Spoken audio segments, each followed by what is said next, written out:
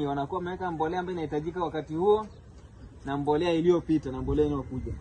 Wanakuwa balance, virutubisho vyote vinapatikana kwenye mbolea hii moja.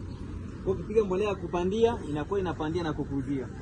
Hiyo mbolea ya kukuzia inapandia, kukuzia na kuzalishia hiyo moja. Ndio bora hii mbolea. Sasa hii greener wameweka nitrogen 18%.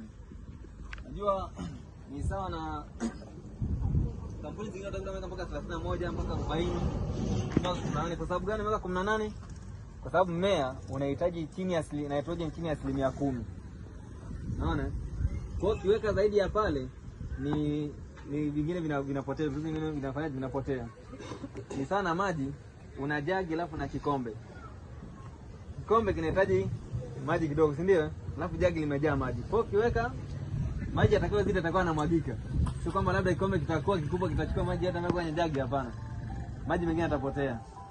Kwa hiyo sisi tumeweka kiwango ambacho kinakuwa kinahitajika na mmea ili kichukue kiwango chote moja kwa moja. Lakini pia ni mbolea ambayo unaweza ukapiga, haijalishi mvua imenyesha au haijanyesha, unapiga.